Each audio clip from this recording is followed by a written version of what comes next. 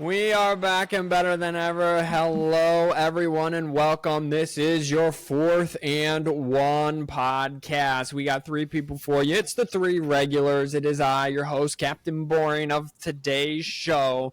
Next to me, at least on my screen, to my right anyway, maybe your left, not sure how it works, is not CFBIII or Robert Bainbridge. What it do? Ooh, that's me. And directly below us is Admiral, you like that, a.k.a. Captain Fatty, a.k.a. the Patrick Mahomes of IT, the ride or die himself, Simeon. What it do? What it do, baby? Alrighty. Well, just real quick, I do want to let's get all the BS out of the way. Follow us on Instagram, 4th and 1 podcast, all the words spelled out. Go check out all new 10-minute sports report. That is only on YouTube. 4th and 1 podcast again. Spell all the words out. If you type in 4th and 1, you'll get Cam Newton's bullshit, and no one wants that. Okay. If you want us, spell out all the words. Make sure you add the podcast in there. 10-minute sports report on the YouTube channel. That's a YouTube exclusive only. You can get this podcast wherever you get your podcasts. Also on YouTube.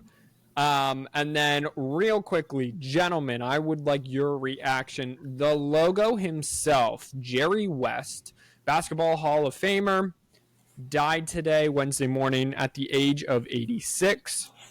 He played for the Los Angeles Lakers. He then jump-started that dynasty in 1980, moving into the executive role. And then he went over to Golden State, and was the executive there for Steph Curry. Then he went over to the Clippers and helped them out a little bit. Thoughts on Jerry West? R.I.P. Yeah, I mean, just lost another basketball icon, essentially. Just kind of increases the value of the autograph that I have in my living room. So of Jerry West. Let's go. All right. Yeah, most career points in the NBA Finals is Jerry West, 1679. Next closest is LeBron James, 1562. LeBron James. And then it's Kareem, and then it's Michael. And all of those guys lived in the NBA Finals. So the fact that Jerry West had 1679, isn't he also the only guy to lose the NBA Finals but win the Finals MVP? That is correct. All right, he was a beast. So RIP to Jerry West. T's and P's out to his family and everyone surrounding them. But you are not here for Jerry West and basketball. You are here for college football. Last week we previewed the Big Ten in a very long episode. I'm on board. These episodes may be over an hour. However, we can tighten it up, boys. Gentlemen, are you ready? Are you ready to preview the Big 12? First off, take the S off of boys, because there's one person in this group, 2 people in this group, so I guess you can't keep it boys. It's you two. You two and your 15-minute tangents, like brothers fighting. Oh, shocker, because we are brothers fighting. Yeah. You know, Makai and I had a lengthy discussion at work, because our favorite thing to do at work is anything but. And, you know, he was right.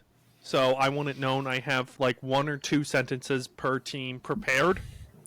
Nice. So you have come prepared today. Okay. I've come prepared, except for Baylor and BYU, because... Because why would you, honestly, that's okay. Because why would you prepare for Baylor and BYU? I'm on board with that. Wait, who was it? It was the teams at the bottom.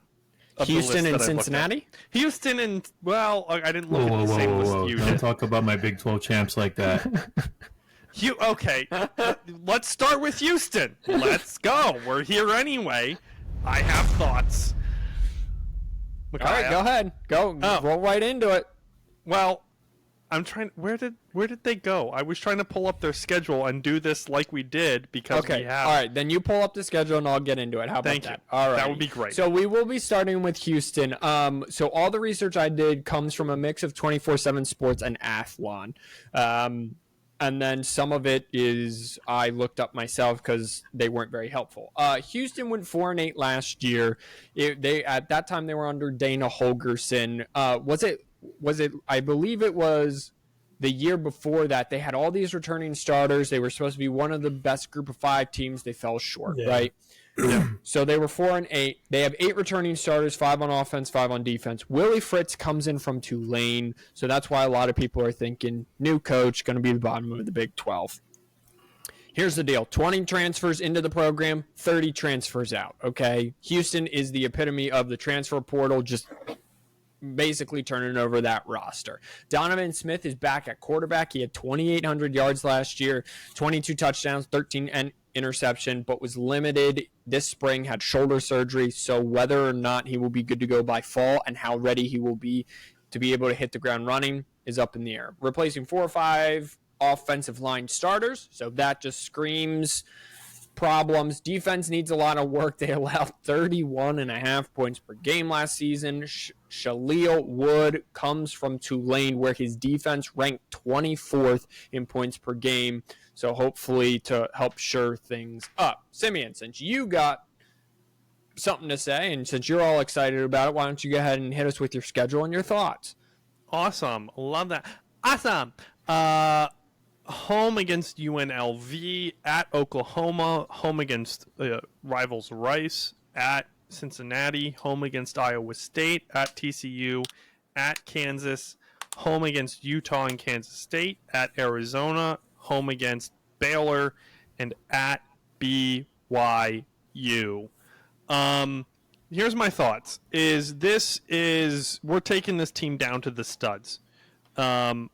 I just blanked because I didn't write them down for Houston, and I know I should have. What's the coach's name? Willie Fritz. Willie Fritz was the second best coaching hire, only behind Indiana's Kurt Cignetti, and we're probably mispronouncing his name. We should have looked it up. He's one of the hottest coaches to come out of the American, type schools since. And I had to look this up because I'm horrible with name. Billy Napier in Florida. This is a total rebuild. I think Houston's poised to do something. It's just not gonna be this year. So they'll be lucky if they break 500 sort of situation. They'll have those sick unis that they're telling the Houston Oilers, aka the Tennessee Titans, to go screw themselves. Those navy blue pieces. But even if they make a run for it, they're not going to win. This is a team that is reestablishing themselves this year, so just set your expectations. Robert? Yeah, you're not wrong. I got them set at 4-8, so I don't really think they're going to bring too much to the table because I don't think the Big 12 in general is going to bring too much. I think I only have one team that is probably playoff material so far. I tend to agree with you, Robert, that they might not bring a lot of playoff. I think that they'll be wildly entertaining, though. Yeah. Well, they should. Willie Fritz is a good coach. Well, no, I'm sorry. I'm saying the conference in general. I think the conference will be wildly entertaining. Well, yeah, it'll be a very competitive conference, but it'll be one of those okay, we have a lot of 8-4, 7-5 teams where there's only a couple that are bottom feeders per se, but it's probably going to be a lot of close games. And what does do you have the over under on them? 3.5. 3.5. Okay. All right. Excellent. Yeah. I probably take the over. I think Willie Fritz is good for that, but it's long rebuild. He's got to be there for it. People have got to give him time to redo that. He built Tulane, which is difficult in and of itself. All right, moving on to Cincinnati. Listen, Luke Fickell left, and then Scott Satterfield got there. And I questioned the Scott Satterfield hire from the get-go because his teams at Louisville went backwards. He rose to mediocre and then just kind of slid backwards, so I was kind of questioning that. Scott Satterfield was famously at Appalachian State before that. They returned 13 starters, 8 on offense, 5 on defense. Scott Satterfield does enter his second season. Brandon Sorsby comes in from Indiana, where he threw for 1,500 yards, 15 touchdowns, only 5 interceptions in limited playing time for the Hoosiers. Defense allowed 30 points per game and 7 yards a snap. Tyson Veid, Veidt. T's probably silent. Maybe the D, maybe the V, maybe the I. Comes in from Iowa State to help fix that, along with 12 defensive transfers. So this is, Cincinnati wasn't terrible. They were really good, just made the playoff. Fickle left. Now Cincinnati ripped down to the studs, obviously for no reason, with Scott Satterfield. So now this is also a rebuild. Robert, what do you got on Cincy? Well, Cincinnati, they're looking at an over-under of 5 wins this year. Oof. And I have them at a fairly not confident 5-7. Not confident as you think they could lose more games than that? Yeah. Yeah. They got a couple toss-up. They got to play Miami and Of Ohio. who knows? Oh, is Miami Ohio? Yeah. Yes, take us through the schedule real quick. So schedule looks Miami, like Ohio. home and home against Townsend and Pittsburgh, at Miami of Ohio on ESPNU, away on, just fun fact there for you. Little new boot goof in there for you. Home against Houston, at Texas Tech and UCF, home against Arizona State, at Colorado, home against West Virginia, at Iowa State and Kansas State, and then home against TCU. This is what my quick notes here about Cincinnati. Maybe better than Colorado. All right, great. You know what? Nice. Quick and to the point. Simeon, when is Cincinnati's first loss going to come? When is Cincinnati's that? It's a great question. It might be week 2. It might be week 2, Pittsburgh. I'm taking the under on 5.5 with Robert. All right. I would also take the under 5. Again, I'm mostly just taking the under because I'm not a big Scott Satterfield fan. I just think if you can't go from Appalachian State to Louisville and at least be competitive at Louisville, I'm not sure what you're doing at Cincy when you hit the ground running with a college football playoff team. He technically didn't. Sorry to ruin your transition. He lost Desmond Ridder and the best cornerback in the league, and he went from Power 5 to non-Power 5 to Power 5. So, not necessarily the greatest handoff, but I still agree with you. Sorry. Okay. All right. So, can I redo this button now? Yeah. All right. Great. All right. That's on me. No, you're good. This is kind of weird because the next team I looked up at my screen, and the next team I got, I was like, wait, I pulled up the wrong list. I did something in my sleep. Is Arizona State, okay? This is a newcomer to the Big 12, one of the newcomers. Arizona State went 3-9 last year. They are under second-year coach now, Kenny Dillingham, who was the offensive coordinator over at Oregon. My Duke's just going crazy on that ball. 3-9, 10 returning starters, 7 on offense, 3 on defense. I think that's down to 9 because I think when I did this list, Jaden Rashada had not yet transferred to Georgia. But they lost Jaden Rashada. They got in Sam Leavitt from Michigan State. He played in 1 game. He's now a true sophomore, 139 yards, 2 touchdowns, 2 interceptions. Defense is replacing 8 starters. They bring in 14 defensive transfers to try to add depth. Long rebuild. Herm Edwards left a mess in Tempe.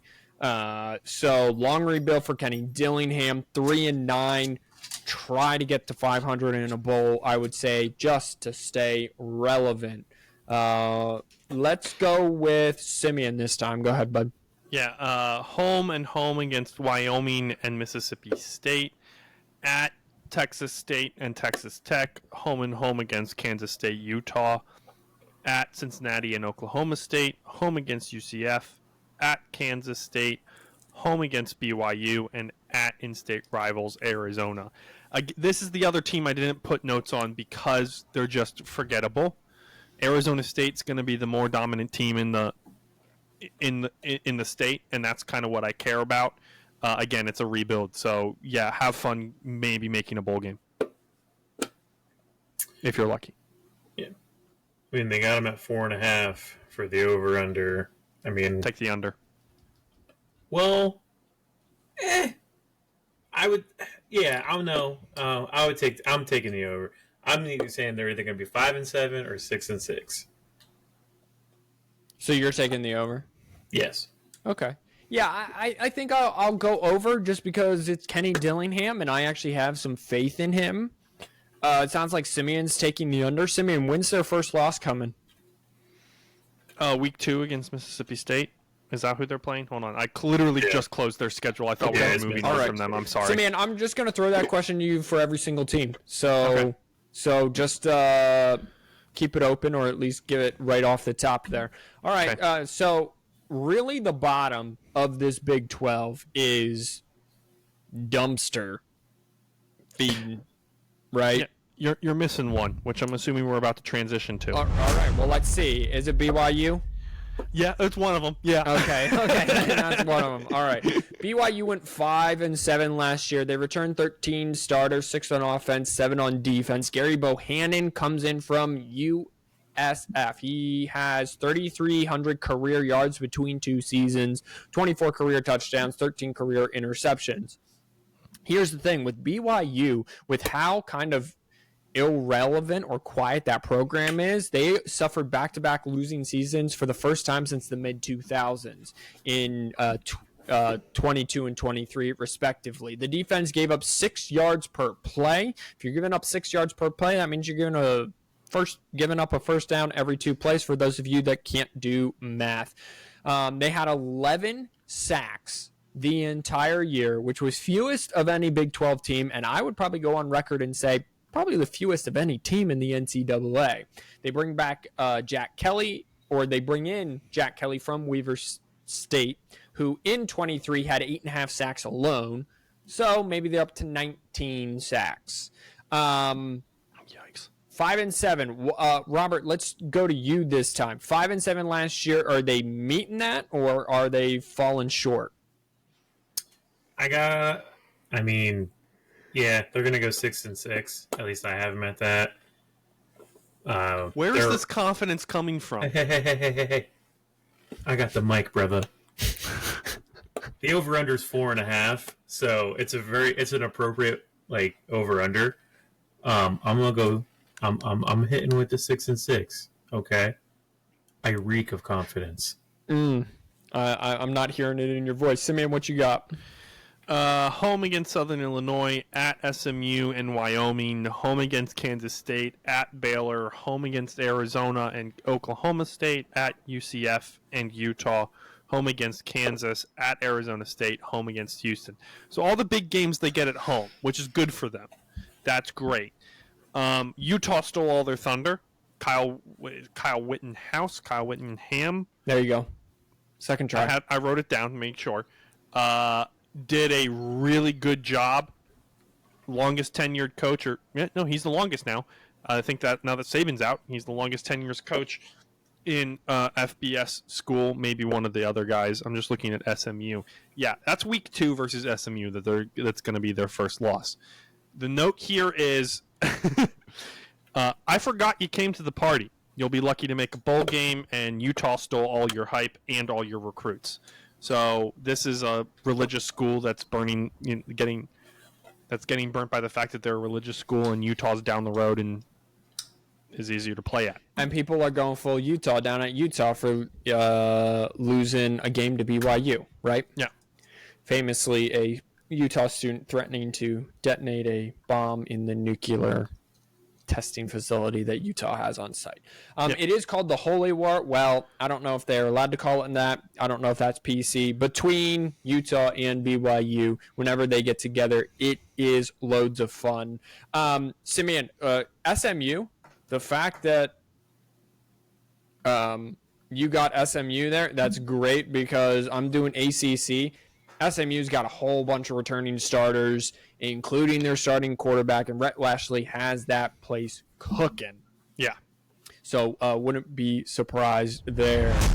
Alrighty. A team that I just don't know how they got in the position that they're in is Baylor. Baylor's next. They went 3-9 last year. They have 16 returning starters, 9 on offense, 7 on defense.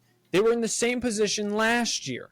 They won the Big 12 title and were like an 11-win team in 2021. Okay, Dave Aranda is entering his third year removed from it, but now he's fighting for his job and his seat is hotter than ever.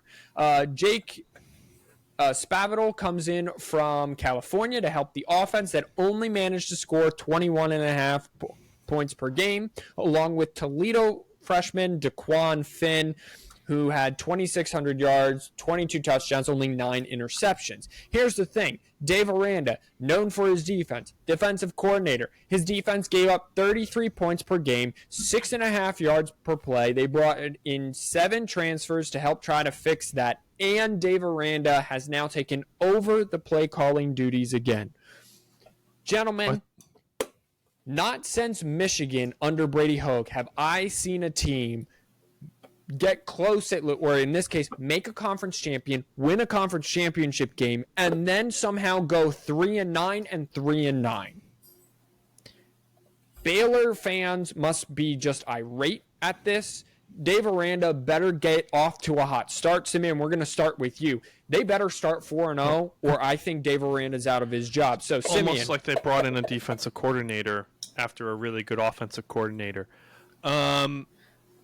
Tarleton State at home. Okay, so they're 1-0 right off the bat. Yeah, then they lose the week after that to Utah. Then they're home against Air Force, at Colorado, home against BYU, at Iowa State, at Texas Tech, home and home against Oklahoma State and TCU, away at Virginia and Houston, and home against Kansas.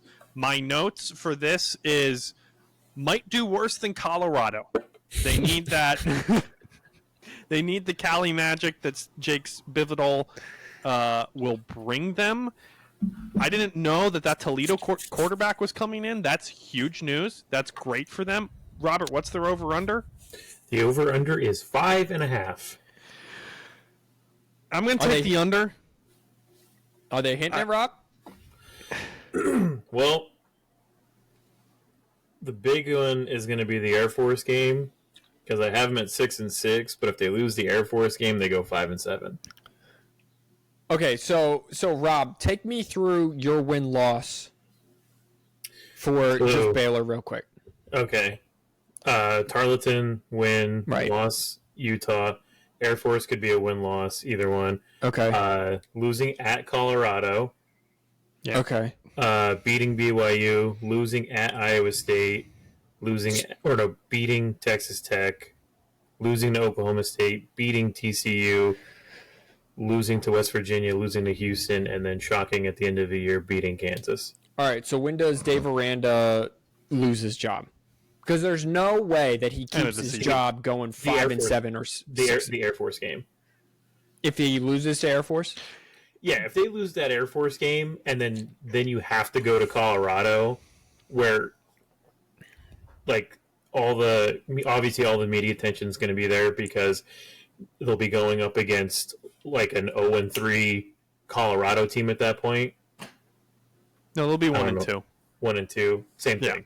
Like, they'll be like, yeah, Dion, Colorado, Big 12 champions.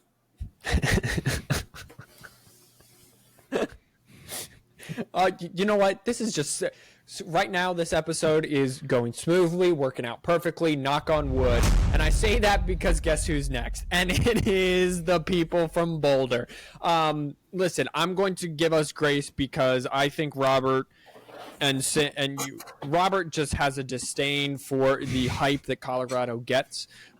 So I'll give us some leeway and some leash, and I won't tune you guys in if you guys run a little over on this. Let me get my Colorado in, and then you guys have at Colorado. 4-8. Now, this is the first year in the Big 12 this year. They went 4-8 as members of the Pac-12. They started 3-1. They started 3-0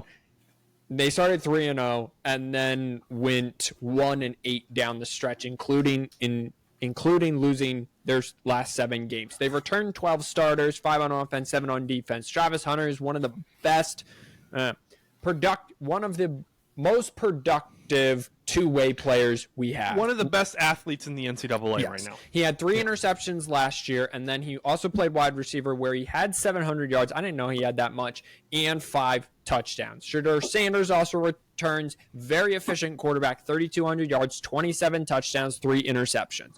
Their O-line allowed an NCAA high 56 sacks last year. And what did they go out and do? Bye-bye all 5 startings, bring in 5 new starters, so that'll be good.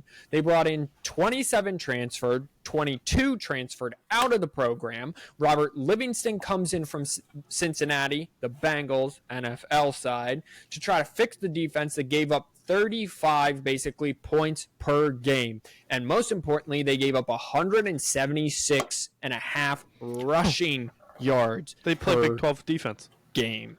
Shedeur was accurate. Yeah. They play Big 12 defense. Shedeur was accurate and efficient when he wasn't on his butt. They couldn't run the ball either. They could only run the ball for 60 yards per game last year. And he transferred out. And their top running back transferred out to Florida, I believe. I thought it was Kansas State. Okay, yes. Yeah, he went to Kansas State. Okay, I apologize, everyone. He went to Kansas State. This is what happens when Simeon does research. Yeah, apparently. Hey, I'm all here for it. Monty's the one that went to Florida. Okay, so since you guys know more about Colorado than I do, why don't you take it from here with Dion, year 2 in the Big 12? Robert, I'm going to be less hard on them than you will, so I'm going to go first and give the schedule. Home against North Dakota State, at Nebraska and Colorado State. They play that rivalry in the beginning of the year for some reason. Home against Baylor, at UCF. Home against Kansas State, at Arizona. Home against Cincinnati, at Texas Tech. Home against Utah, at Kansas. Home against Oklahoma State. That's a rough, which game is already 12 p.m. on ABC for some reason. We know that one of all the games. Listen. That's a brutal month of September, that is by the way. Month of September or month of November? I mean, both. Like, they get a break in October. This is not a good schedule for Colorado and what Dion wants to do in Colorado. Dion has seen the writing on the wall and has decided the transfer portal is going to be his friends. The issue is the kids don't agree with him, from what it seems to be. I have my note here for Colorado is not going to happen. I'd still play for Dion, though. And that's like, I think I'd still play for Dion, though. Obviously, we know about the offseason, kids not showing up to do school, big transfers out, Dion calling people out on calling players out on Twitter, prime time, Neon Dion, we get it. He seems to know what he's doing, but I don't know. We're going to find out this season. We'll find out real fast because I could see them going 3-0 to begin the season. Matt Rule dropping a home game to Colorado for some reason, especially if this O-line does what they need to do and starts blocking for their quarterback, who's not half bad when he needs to be. He needs to develop some more, but he's not half bad. North Dakota State is going to be hard, but they got a whole new coaching staff this year. So that could be a win off the top, or it could be a lose. So we could be going... It could be a loss immediately off the bat from the world's best FCS team, or it could be, they could be 3-0 at the start of the season or 0-3. It could go either way. The hype is undeserved. Travis Hunter needs to pick a position. There'll be, what's their over-under, Robert? Over-under is 5.5. Yeah, I have them winning 5 games, if they're lucky. Or they could go 1-8 again in the conference. This is the uncertain. We're gonna know, and the good news is stuff's gonna come out. This isn't gonna be a Herm Edwards thing where we find out when he gets fired on the field.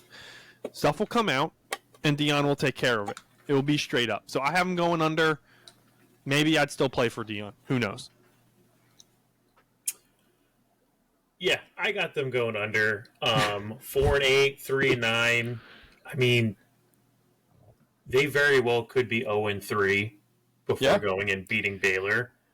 Like, do you have them losing week 1? Yes. Yeah, I think it'll be one of those scenarios where it's because I already envision it. It's going to be all the cameras on Colorado night game, ESPN. Yeah, it's gonna be just so overhyped, and it's gonna be so unnecessary for a team that couldn't even wipe their own ass last year because it was so far implanted in the dirt by every defense. And saying that they're okay 5.5, they could reach that, but they are getting more attention than what teams that actually are contributing to college football and making it very much enjoyable and watching, like Georgia and Michigan and Ohio State. But if he goes 4-8 or 3-9 this year, how do you keep Dion there with the price that you're paying him? Yeah, that's going to be the question that the AD and the administration and the boosters will have to answer, right? Because he promised the glitz and the glamour, and the glitz and the glamour came, and he also promised the wins. Okay, well, the wins were only 4 of them now. You did increase the wins by 400% because you only had 1 the year prior. But if you're getting Dion with all the hype and everything that comes along with that, he thinks that, you think that they're at least a bowl game or a bowl team week 1. And he's not. So he's going to have to listen to that. Oh, and to mention, his top 2 best players this year, his son, Shadur, and Travis Hunter, are out the door to the NFL. So now you don't even have his guys in the building as a stable when kids are like, is he worth it? To be like, for them to be like, no, bro, he is totally worth it. One more thing. Yeah, go ahead. What happens when his kids leave? Well, that's what I'm saying. Like, because if he's 4-8 again. Even just his sons. He coached them in high school. They graduated, went to Jackson State. Who became the coach of Jackson State? He did. They transfer to Colorado. He's the coach of Colorado. When his kids are done, does he bounce? Right. Or does he stay and just keep the ship sinking? Yeah. Yeah, these are great questions, and this is kind of why I love college football, because college football is a story, and this is one of the most wild chapters that it got. By the way, the spread on the North Dakota State-Colorado State game is North Dakota State plus 8.5, so they're 8.5-point underdogs. I'm taking all kinds of that. I think it's low scoring, buttoned up, North Dakota State, close win or loss. Did you guys know that? I didn't know that Shadur was the younger one. Is Shiloh the older one? Shiloh is 24.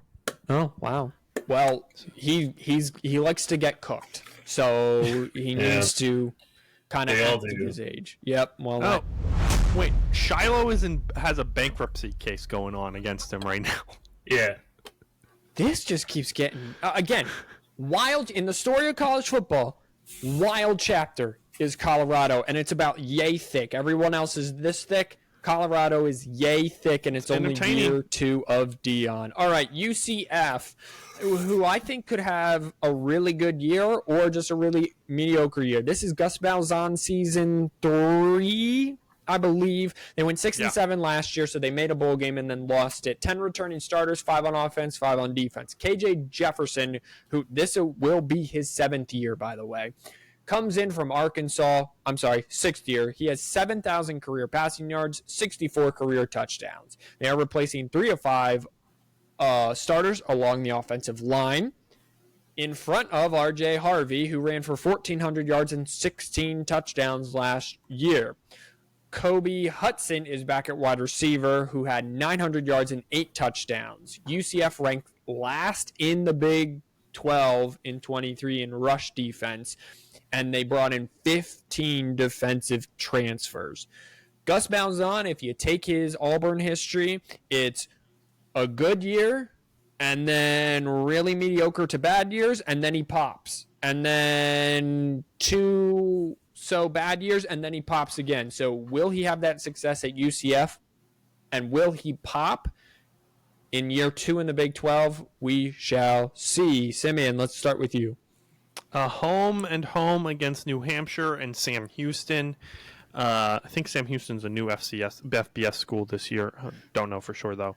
At TCU, home against Colorado. At Florida, home against Cincinnati. At Iowa State, home and home against BYU and Arizona.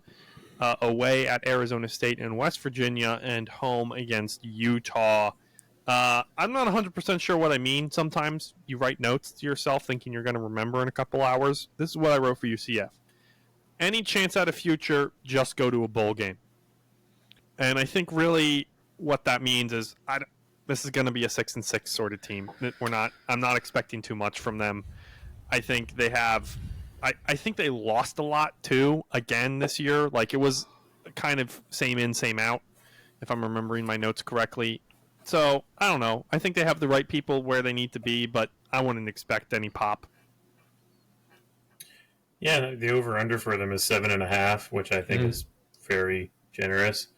I have them at 5-7. I mean, they could go 6-6, but 5-7's more where it's a really soft schedule to start. Yeah, and I'm not high on TCU. Well, I'm sorry. What's their schedule to start? New Hampshire and Sam Houston, and then who are the other two? TCU and Colorado. Ooh, wow. I mean, yeah. I mean that could go. I'm not high on TCU again. Yeah, but who knows? All right. So UCF, we are now in the middle, the exact middle of the Big 12. So a lot of 6-6 teams, probably a lot of 5-7, they're 7. In Conference USA. I was right. 7-6. So Texas Tech is the next team. Again, these are kind of power. I kind of put them in power rankings, but they were also kind of put there by Athlon and 24/7. So I kind of took a mix of everything. I have Texas Tech next, 7-6 in 23. 9 returning starters, 5 on offense, 4 on defense. Joey McGuire now in the third season. Taj Brooks is back at running back, 1,500 yards and 10 touchdowns. Wow. Some of the most productive running backs came from the Big 12, it appears. Brennan Morton is back at quarterback. He had 1,700 yards, 15 touchdowns, 8 interceptions. He was kind of a partial starter last year, started kind of the latter half of the season with someone was already there before him, and he's playing in the ACC, so we'll get to him next year. They transfer in 15. They bring in 15 defensive transfers to help with the depth there. I'm just going to go right on. I don't expect any better than 7-6 or 6-6 for Tejas Tech. Robert, let's start with you. We got a over/under of 7.5. Yeah. I have them at 7-5, but I mean they very easily could be 8-4, 9-3. Okay. Because their schedule's not that great as it is. It's soft. But I think, yeah. But I kind of think that's almost all the Big 12 schedules. No, we get it. We'll get there with a couple of them. The teams that were like, okay, yeah, these guys are going to have 8-9 win teams, but like the decent number of them are pretty soft. Yeah, the ones who wanted to make a college football appearance and have an actual good schedule. Abilene Christian, home at Washington State, home the next 3 weeks with North Texas, Arizona State, and Cincinnati. So I have their first loss coming in October to Arizona when they travel there. Home against Baylor, at TCU, at Iowa State, home against Colorado, at Oklahoma State, and West Virginia. Robert, what did you say? 7.5? Yeah. Yeah, I have them at 7. I think this is a team that normally goes under the radar just because of where they're physically located. The whole thing I have, quote, be cool. Not going to happen. Maybe next year. And that's just the vibe that Texas Tech. I think they're going to be a 7-win team. Don't be surprised if we're like, well, we'll look at Texas Tech, and when we get to October, look at Texas Tech. They're 4-0. What else can they do? I don't think it's going to finish the year as well. Sorry. Is that it? You both done? Yeah. Oh, okay. Yeah. Great. Yeah. Wow. Nice. Texas Tech. Yeah, I mean, that is very true. All right, let's stay in the state of Tejas and go to the Christian University there, which is Texas Christian University. They went 5-7 coming off of a national championship game appearance. I called this last year. I think the entire nation called them to take a step back. Pat McAfee was surprised they finished 5-7. I was not. They bring back 12 people, 4 on offense, 8 on defense. The most important number there is 8 on defense because Sonny Dykes is still there. Air raid offense, disciple of Mike Leach. He's going to come up with an offense that scores 25 to 28 points a game. TCU brings in Andy Avalos, who was the head coach at Boise State, to fix a defense that ranks 79th nationally and last in the Big 12 in turnovers forced, okay? So they need to turn the ball over if you're not going to stop them. 13 defensive transfers in to help with that. The offense gets back Josh Hoover, who started the final 6 games of 2023, threw for 2,200 yards, 15 touchdowns, 9 interceptions. Cool. He's hurt this spring, though, so Kevin Seals, who's comes in, who was a true freshman at Vandy, to push him, and the offensive line's replacing 4 of 5 offensive starters. I just think Sonny Dykes is better than 5-7. I think they make a bowl game. Simeon, let's start with you. Well, let's start with their schedule. What conference is Stanford in? The ACC now? ACC now. Okay. Well, they start at Stanford 10:30 p.m. Then they're home against Long Island and UCF at SMU. Second SMU game there for the Big 12. At Kansas. Home against Houston, at Utah, home against Texas Tech, at Baylor, home against Oklahoma State and Arizona, and at Cincinnati. My notes here say, which I love, more of the same. I don't really see TCU going anywhere more than winning their bowl game. I think it's a 6-6, 7-5 sort of situation. I think they bounce back, and we'll see how Sonny Dykes can recruit, really, this year. Yeah, they got TCU at 7.5, that's pretty close, and I have them at 6-6. It very well could be 7-5. I mean, they might be able to squeak in 8-4, but they're going to be within that very close range. Okay. All right. So it sounds like Vegas is always right. Tends to be always right. Except for that one team. Except Colorado. Colorado. Well, who was at 7.5, and we both had them at like 5 or 6 games? That would have just been the one, not Texas Tech, but UCF. UCF. Yeah, Okay. I think so. All right. Yeah. Hey, listen, Colorado. Vegas had Colorado at 3.5 last year. Okay, so they were right on with Colorado last year. We'll see how they do this year. That's kind of the point of gambling. All right, Arizona. Here's the deal with Arizona. They finished 10-3 last year in 2023, and they returned 12 starters, 6 on each side of the ball. So you would think that Including the quarterback. They should be a lot higher than 7, right? Well, here's the deal. Jed Fish shipped off to Washington, who's now in the Big Ten. So they brought in Brent Brennan from San Jose State. New league, new coach. Can he keep the momentum going? That's my note on this team. Offense gets Noah Fajita. I think that's how you say his name. Thank you, Robert. I'm assuming. Okay. Who was the Pac-12 Freshman of the Year with 2,800 yards, 25 touchdowns, 6 interceptions. And I'm not even going to say his first name or attempt it, but McMillan, he's the wide receiver. He had 1,400 yards and 10 touchdowns. They get both them back. Defense, this is impressive. I did not know this about Arizona. Held opponents to 21 points per game, and they also bring in 10 transfers. This is the first sleeper in the Big 12, right dab in the middle at 7. We will start with Simeon on this one for Arizona. So we're going to know who Arizona is by October. Okay. Home against New Mexico and Northern Arizona, and then they get the big dogs, according to everyone, Kansas State and Utah, away. Both those games are away. Wow, yeah, you're going to find out a lot about Arizona. Yeah. Texas Tech and BYU, home and away, respectively. Home and home, Colorado, West Virginia. At UCF, home against Houston. At TCU, and then again, rivalry, Arizona State. This is my dark horse. This is my dark horse.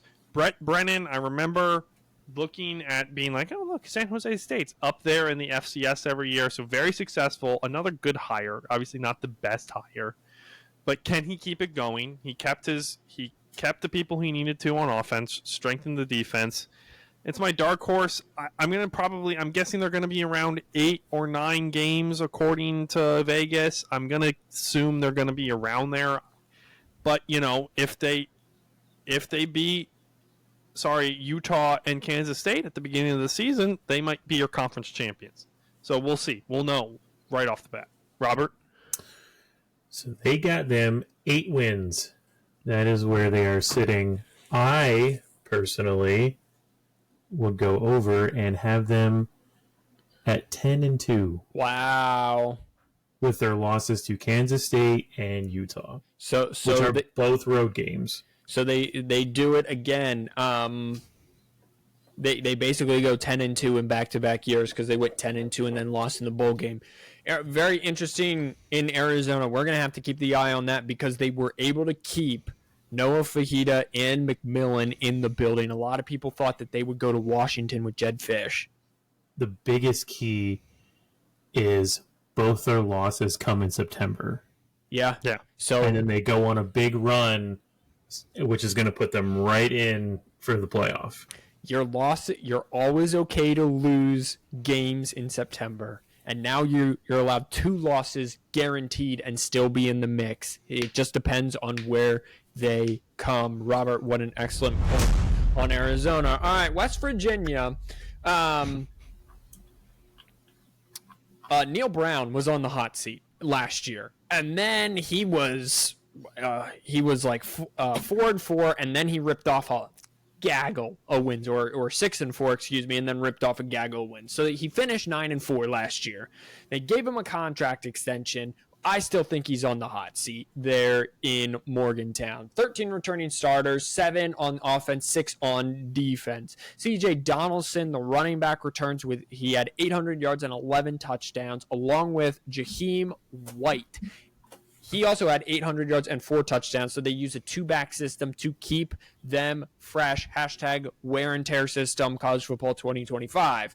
Rushing attack ranked 4th nationally last year, and they only have to replace 2 of 5 offensive starters along the line of scrimmage. Garrett Green started slow, finished strong. 2,400 yards, 16 touchdowns, 4 interceptions. The defense ranked 65th nationally, and they are getting 9 defensive transfers in. So West Virginia, another dark horse, I feel probably could go either way. I think if they have a real bad season, Neil Brown out despite the contract extension. Real good season, could see them college football playoff. Robert, let's start with you. Vegas says 6.5, which I think, looking at the schedule, is probably pretty appropriate. I have them at 7-5. Could be 6-6 if they lose at home to Penn State, but I think the Mountaineers could be bowling at the end of the year. Not a playoff bowl, but they might be in like the Sarsaparilla Bowl or the Tax Slayer. I think bowl. Isn't it the Tax Slayer Sarsaparilla Bowl? It might be. Yeah, it might the same thing. We're just combining presented by AutoZone. Yeah. Just put everything together. Yeah. .com. Some tax agency. Yeah. This is a little foreshadowing here. I think a Neil Brown is kind of a Matt Campbell situation. I think the seat is kind of hot for him, even though people seem to like him. So it could be kind of the same. They start off the season with, I guess, what Penn State's trying to make a rivalry, home against Penn State and Albany. Then their backyard brawl at Pittsburgh, home against Kansas, at Oklahoma State, home and home against Iowa State and Kansas State, at Arizona and Cincinnati, home and home against Baylor and UCF, at Texas Tech. The main thing for me is they're not bringing back a quarterback. I don't know who this guy is sitting behind him. If we were a real podcast, we would know, and we'd actually. They are Garrett Green. They are bringing him back? Yeah. That's not what I read. No? All right, no? Continue to talk then. I'll look it up. Sorry, I thought their guy moved on. It might be someone who they have. Anyway, But this is one of the 5 teams in the loaded Big 12 without any coaching changes. So this is a constant. No OC changes. Head coach is the same. Got re-upped. So we could see this is one of those situations where, again, we're going to know at the beginning of we're going to know by October who they are and what they do.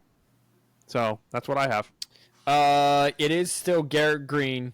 Down the stretch, if you include the bowl game, 1, 2, 3, 4, 5, they went 4-1 with their only loss coming to Oklahoma on the 11th of November. So they finished really strong, and that's really important to remember. If they can upset Kansas on September 21st, they get 2 big rivalry games now. They're big rivalry games for Penn State and West Virginia, respectively, in Penn State and in Pittsburgh.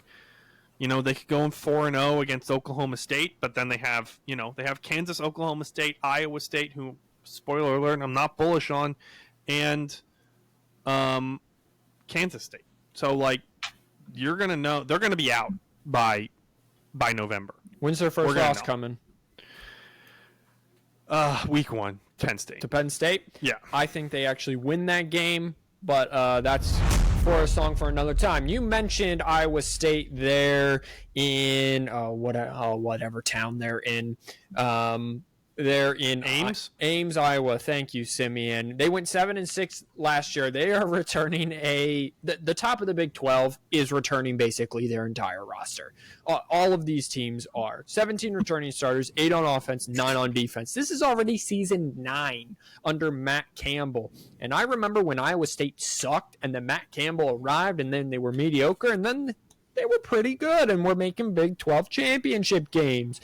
They only transferred in 5 players, not that many left either. So everyone knows that this is a good culture, at least transfers wise. The running game was 129th nationally in success rate. And I have in parentheses, whatever the hell that means. Matt defense always has good defense. He gets 9 starters back. 7-6. Rob, let's start with you. My question is, what does Vegas have them at? 7.5. 7.5. That's perfect. I think they could either go 7 or they could go 8, but they're not going any more than 8. I will take the over just because they are getting 9 defensive starters back. But Rob, I'll let you do your thing. I have them sitting at 7-5. I mean, it's big game. It's going to be the Jayhawk game. That's at the Iowa. flip game. That's the flip. Yeah, and that'll be. I mean, they could beat Houston, but you don't think they're going to beat Houston? They could. It's at Houston. I don't like when Iowa State is really good at home in October. They are literally the Purdue of the Big 12. The number of times they beat Texas and Oklahoma in a night game in October is the same number of times that Purdue has beaten Penn State, Iowa, and Ohio State in October. There's a fun fact for you. Is that actually verified? No, it's not. But No, it's a feeling, but it's a correct feeling. Yeah. It is a correct It's a feeling. think about it logic is one of my favorite YouTubers. Home to start against North Dakota. Big 12 schools like them FCS schools, I guess. And top of the tier FCS schools. Listen, that's a 1-possession game. I guarantee that's either a 1-possession win or loss. Either way for 100%. Iowa State. Yep. But CBS, I forget. College football, non-SEC college football is back on CBS, people. Don't forget about that. At Iowa, week number 2. Arkansas State, at Houston, home against Baylor, at West Virginia, home against UCF. That's a bye week, end of October, where then they get Texas Tech at home, at Kansas, home against Cincinnati, at Utah, home against Kansas State. This is my point. That's a brutal end. Yes, what we forget is in 2020, we were wondering if they were going to fire Jim Harbaugh because he wasn't doing anything, and they were going to hire who, Micaiah? Matt Campbell. Matt Campbell. I almost called him Matt Canada. They wouldn't have hired him. I would have thrown a table if they hired Matt Canada. Campbell. The Steelers fans having PTSD about Matt Canada. Oh my gosh, the group chats are hilarious that I'm in. The Matt Campbell runs the ball. Yep. This is This is what basically you're telling me is exactly who Michigan was last season, but for Iowa State. So whatever that means. Remembering this is the guy who coached Brock Purdy, got him to Mr. Irrelevant, and now he's one of the hottest dudes in the San Francisco Bay Area. No homo. No homo. That's a good point. Listen, if they get through October, which again they have a bye week, this is your conference champion. That is my hot take. Iowa State is either going to go 0-12 or 12-0. Like, that's kind of the situation that they're in right now. Because either Matt Canada is fired because they lost to Houston and West Virginia. Matt Canada, there it was. Matt Campbell is going to be fired. I knew it was going to do it at least once in October when they lose to Houston, West Virginia. Or he's going to get down. They're going to upset Kansas, and they're going to take on Utah and Kansas State, and we're all going to be like, well, here we go, baby. Are they going to win a ship or not? So that's just my thoughts. Hey, I love it. And I love it that we have our last 4 teams, and we are at 56 minutes. So we are doing much better than last week. Alrighty, coming in at number 4 is Kansas. They went 9-4 next year, and this has been building ever since Lance Leipold took over 2 seasons ago now. Coming in from Buffalo. Listen, I'm going to give props to the man below me, and that would be Simeon. Simeon, you called Lance Leipold coming to Kansas as a great, excellent hire, and it has been everything and then some. They returned 13 starters, 7 on offense, 6 on defense. Here's the thing. Because Lance Leipold has got them to national relevance, now they have to do all these renovations to their home stadium. Problem is, no one thinks it through, and so they are playing their 6 home games in Missouri, Kansas City, at a combination of Arrowhead and Sporting KC's Children's Mercies Park, which is the home of the soccer club, Sporting Kansas SC. KC. Yeah, Sporting KC. So the home field advantage in terms of it being on campus is gone. However, I would like to see, because Arrowhead is known for it being a very loud stadium, if that comes into effect, if Kansas can pack people in there. Jalen Daniels is back at quarterback. He's had problems staying healthy. He has not been healthy for a full season in his 3 years of starting. Jeff Grimes comes in as the new play caller from Baylor, who was, again, just to jog everyone's memory, Baylor averaged 23 points per game last year. So Lance Leipold needs to do some coaching on there, and I'm questioning this as I'm talking. O-line is replacing 3 of 5 starters. Defense allowed 26.5 points. However, that was down from 35 points in 2022, so expect that to continue. They brought in some defensive line transfers to add depth, as that was their weak spot on their team. Simeon, Kansas 9-4 last year. They've been building. Do they take a step back or a step forward? Well, let's start. It's forward. Okay. Assuming their quarterback is healthy. Okay. That was their issue 2 years ago. They start off the season at home. Lindenwood, then go at Illinois, home against UNLV, at West Virginia, home against TCU, at Arizona State, home against Houston. It's every other, guys. Oh, wow. Okay. Kansas State, Iowa State, BYU, Colorado. They finish the season at Baylor. It's a 55-minute drive at 6 p.m. on a Wednesday from Lawrence, Kansas to Arrowhead Stadium in Missouri.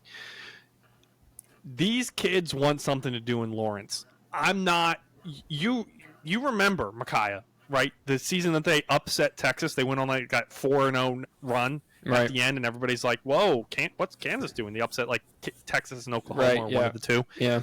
And then the next season, their entire student section was full. Every single game. Right. There's nothing to do in Lawrence, Kansas. There's nothing to do. I get it. They're going to drive the hour to Arrowhead. And they sell alcohol in Missouri, Micaiah. They're going to drive to Arrowhead. They're going to drive to whatever that other stadium is called. Lance Leipold, like I said, I will take credit. He has the magic touch. He's probably the second best hire of the jump coach of the most recent future. I don't know who the other one was, who I was thinking about. But he has to have a 2-loss season here. If he has a 2-loss season here, it's great. I think they could be conference champions if their quarterback stays healthy. They have that sort of team. They have that sort of spirit. Robert. So Vegas has them at 8. Okay.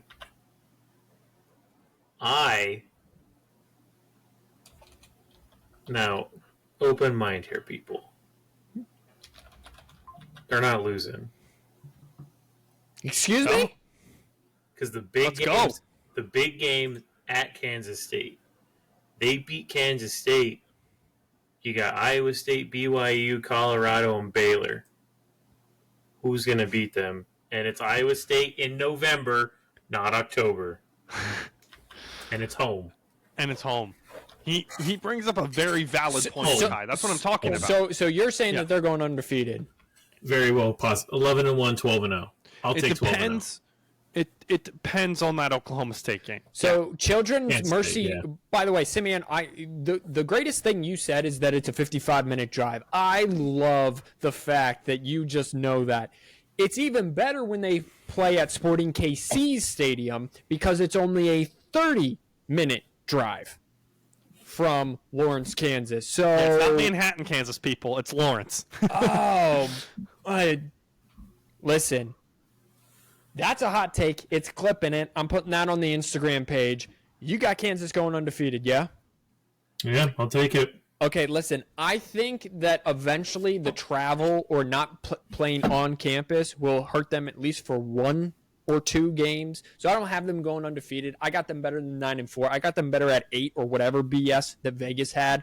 I'm bullish on Kansas. I think Lance Leipold is one of the best coaches in all of college football, especially with what he's given. But this is it's going to be a very fascinating team. Simeon, I'm going to keep things moving here if you don't mind. Oh, but this is like a Wrexham. The town's behind him. No. He's brought the people back together. Yep. No. Okay, sorry, I 100% agree. I didn't ahead. think it would be that quick. All right, let's stay in the state of Kansas, except let's go to the exact middle of it in Manhattan. The K-State, they went 9-4. They returned 11 starters, 4 on offense, 7 on defense. Avery Johnson taking the reins full-time from Will Howard, who is off to Ohio State. DJ Giddens is back at running back, 1,200 yards, 10 touchdowns. Dylan Edwards, who is the aforementioned transfer in from Colorado, brings 300 yards, 1 touchdown. He's a speedster as well. They're replacing 3 of 5 O-line members and their top 2 receivers. They had one of the best Big 12 defense last year, and they get 7 starters back, but they have to replace cornerback Will Lee and safety Kobe Savage, which is a savage name if I do say so myself. 9-4, I forget their coach's name. I'm going to look this up in a minute. Chris Kleinman? Chris Kleinman, he was a former North Dakota State head coach. He knows how to I knew I liked this build team. champions. I actually have them at 3rd. Athlon and 24/7 had Kansas State at number 1 in their power rankings. Let's start with Robert. Well, if there's one thing we know about Kansas State football, they always underperform. A little bit. Vegas has been 9.5, which agree with. At low end, I have them at 9-3, but on the upper end, I have them as 11-1, and their loss coming to Kansas. Wow, we didn't get blessed with a scenario where we had Kansas State, and Utah all playing it like this season each other, like how it was SMU, Tulane, and from last year. AAC last year. Yeah, how they all played round robin. Sure, at the end of the season. Yeah. Okay. Yeah, we didn't get blessed with that, so. So literally the middle of the country is going to run the college football world, if that's what you're saying. I mean, we're not going to talk about they're going to run the college football world because it's still Kansas and Kansas State. And Yeah, both of their schedules are. These schedules are not hard. America loves underdogs, first and foremost. Secondly, Robert, you said at the beginning that Big 12 is probably not going to be in the playoff consideration. If we got two teams, one undefeated, one lost team, they're both going to make the Big 12 championship game. I see two teams coming out of the Big 12 for the college football playoff right off the bat, based on what you're saying. Yeah, but a 12 team, are we 12 or 10? 12. 12. Like, for like teams at 12, like 12, 11, 10, 9, and 8, it's, the top 4 teams are the only ones that really matter. Top 6. Top 6 in reality. What happens if Kansas makes it and then gets a playoff game? Where is that playoff game going to be played? I wonder. Oh, Arrowhead, more than likely. But what happens, because the playoff takes place right before the NFL playoffs, right? So what if they can't get a game because KC's there playing a... They'll probably have to find some, they should play at Kansas State. No, we're not going to put them in Manhattan for Kansas State. No, Okay, they'll find, that's a slap in the face to Jayhawks. I think it'll depend on who they play, and they'll do a neutral site, but closer to Kansas. Okay. All right. Well, that would probably be Sporting KC because it's right there. Simeon, I'm sorry. I'm taking your time. Go ahead. No, you're totally fine. I don't care. Kansas, home against UT Martin, at Tulane, home against Arizona, at BYU, home against Oklahoma State, at Colorado and West Virginia, home against Kansas, at Houston, home against Arizona State and Cincinnati, at Iowa State. That's a lot of big games away with the Oklahoma State. Here's the deal. Micaiah, we're talking about North Dakota State. You failed to mention their new offensive coordinator, Matt Wells, coming over from Oklahoma and Texas Tech. He was the head coach from 2019 to 2021. Yeah, open this offense up a little bit, yeah. That's post Patrick Mahomes, right? Yeah. Okay. Utah State, he was the head coach there 2013 to 2015. He has a pretty good overall record, won Mountain West Championship. Other dude's name is Connor Riley, no relation to Lincoln that I'm aware of. Offensive line coach, Kansas State. You know where he was at before this? Where? North Dakota State. So Kansas is about to be the powerhouse of the NCAA. Remember when I said he was the second best jump coach? Yeah. Lance Leipold? Yeah. I forgot who the first one was, and I did it by looking it up. It's their head coach. Chris Kleiman, who came from North Dakota State. Quiet 9-4 last year. They need to build on what it is. They have the tools to do so. The question I think Robert brought up perfectly is, can they? Will they? Who knows? It's Kansas State, but it's a program rebuilt. Could rival Kansas, could rival Iowa State. For me, we'll see. Let's see what happens. I'm excited. All right, here's the deal. Everyone in this podcast, every way, is disrespecting this next team, and I'm not going to do that because this next team returns an FBS high 20 starters. They are also coming off a year where they went 10-4, and that is the Cowboys of Oklahoma State. Oh, but is their kicker returning? I don't know why. That's just very important. Returning 20. I would assume, got to kick those extra points, Got to kick the extra points. Yeah. No, you are right. So you messed me up a little bit, but that's all right. I can take it from here. Listen, this is Oklahoma State's game plan. Micaiah, regain yourself. Feed the ball to Ollie Gordon. That's all you have to do this year. Micaiah didn't want me to talk about it. Oklahoma State, you got one job. You returned 20 people. Thank you for that. Feed the ball to the best running back in all of college football, Ollie Gordon III, I believe. You are correct. If I'm not too mistaken. You guys get South Dakota State and Arkansas to start the year off at home, at Tulsa, then to Utah, then to Kansas State, West Virginia, home against West Virginia, at BYU and Baylor, versus Arizona State, at TCU, home against Texas Tech, at Colorado. Dude, they're going 1-12. They're going 11-1. I got those numbers backwards. Whoa! Wow. Hot take. Clip it. Instagram. Simeon said it. 4th and 1 podcast, all the words spelled out. Podcast. Like, this is a no-brainer. They're either gonna, and to be fair, it is. Where's our soundbite when you need it? Come after me. I'm a man. Oh yeah, I'm 40. I got it for you. Come after me! I'm a man! I'm 40! He could find a way to lose to South Dakota State, Arkansas, and Utah, but if they feed the ball to the FBS best running back and future top 5 draft pick in Ollie Gordon, they will be fine and they will win the Big 12. Micaiah, I'm sorry for No, stealing you know thunder. what? I love it. Ollie, you are right, because I was pretty much going to say the same thing. 1,700 yards and 21 touchdowns in 2023, and he is back for his junior season with the Cowboys. They went 10-4. They're also bringing back their starting quarterback, Alec Bowman, who is back for his 19th year. Just kidding. It's his 7th, but it's still a lot. Same thing. He spent 2 years at Michigan. So if they do really well and win the Natty, I'm going to say Michigan is back-to-back defending national champions with Alec Bowman. Brian Nardo is also back at defensive coordinator. Last name.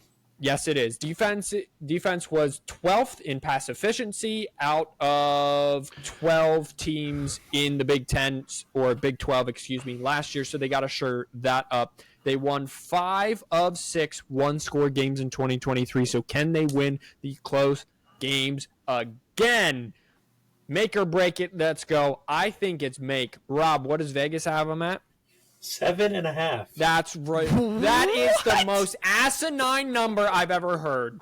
That is the dumbest number of all time. That is the easiest over of all time. I am now irrationally angry. Robert, you may go ahead. Well, I think the reason that there's 7.5 was mainly because let's not forget that they decided to lose 45-3 to UCF for no reason. Then good, yeah. Come after me! Yeah, exactly. I'm a man! I'm 40! Listen, they could be 11-1, they could be 10-2, or they could go undefeated. And the only reason is because they play Utah and Kansas State back to back. I would say 11-1 with them beating Utah but losing to Kansas State. Are those Kansas away? Home away? Utah's away. Utah's home. Kansas State is away. Okay. But here's the thing. I feel like they would have a harder time running the ball against Kansas State than they would Hand Utah. the ball to Ollie Gordon. You're going to win games. Yeah, you'll win games. You'll probably win 11 of them. I don't think you'll win 12. Simeon, by the way, But I'm hear me clipping out. this Ollie Gordon thing. Hand the ball to Ollie Gordon, and you'll win games. So that's what Ollie Gordon went into Mike Gundy's office last year after they lost to South Alabama, Robert, because another reason why Vegas has him is because they lost to South Alabama by 3 touchdowns last year at home. And he went into there and he said, you need to start giving me the ball 25 times a game. And they did that, and then they just ripped it off. Listen, Oklahoma's gone, Texas gone. Okay, they won the last Bedlam. Oklahoma State was always the third member of the party in the Big 12 and the forgotten member because it was always Texas and Oklahoma talked about. And then Oklahoma State, I always thought, had a run there of being better. Oklahoma State, this is your chance to rule the conference. So are you going to step up and, in Simeon's words, hand the ball to Ollie Gordon and get out of the way? Or are you going to mess around and then find out? We shall see. And then finally, we are doing so well. Let's wrap this up in the next 5 minutes. Utah, they win 8-5, and the only reason I have them here is because Kyle Whittingham is the second longest tenured coach, only behind Kirk Ferentz of Iowa, and he always produces teams tough at the line of scrimmage. Cam Rising is back for his 30th season in Utah. They're returning 15 starters, 7 on offense, 8 on defense. His teams are always tough at the line of scrimmage. They must replace Cole Bishop and Sione Vaki at safety, as well as Travis Barton at corner. So replacing a lot of members of the secondary. They're going to be tough. They're going to be physical. Is Cam Rising going to be any good in his 100th season with the Utes? Or is he just going to be mediocre? If he's great, I think they also have a shot to go undefeated or 2-loss team here. Simeon, Utah, any quick words on Utah? Well, let's go over their schedule. We'll be nice to them and at least give them that. Home and home against Southern Utah and Baylor. Sorry, I'm making bets for over 7.5 for Oklahoma State. Wanted to lock that in before I forgot it. Away at Utah State and Oklahoma State. And then we go every other, starting home against Arizona State, TCU, Houston, BYU, Colorado, Iowa State, UCF. My thoughts on Cam Rising is they really need that 2022 magic this year. Kyle Whittingham has clearly built a really good squad, a really good coaching. I believe now, I would have to check, but I'm pretty sure he's the longest termed FBS coach in the nation now. What is it? Who is it? I said that. You were locking in your bet. He's second behind Kirk Ferentz. Kirk. Oh, I'm sorry. My bad. Again, locking in my bet. More important. Yeah, definitely. They need Cam Rising not to get hurt. They don't have the guy behind him anymore. He transferred out. I forget what his name was. So he transferred out, going starting somewhere.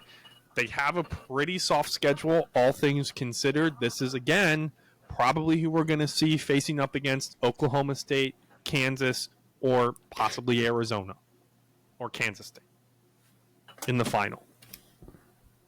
That's my thoughts. They're going to win. They're going to win the ball game. They're going to win by a lot, probably.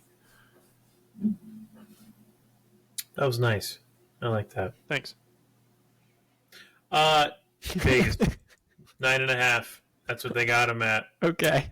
Tell you what. You're not drinking the Kool-Aid?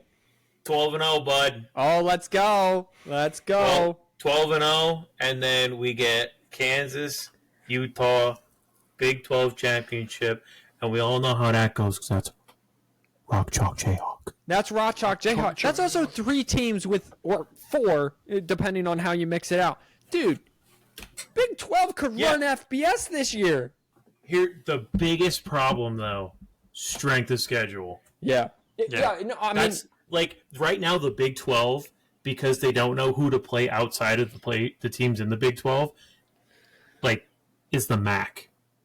Yeah. And my biggest worry. Hey, they added UMass this year. Oh no, not the Minutemen. But my big worry would be, okay, say Kansas goes undefeated, wins the Big 12, and it's like, okay, now they're sitting at 4-3, whatever you want to put them, and they get matched up where it's like, oh, yeah, now we have to go play Georgia.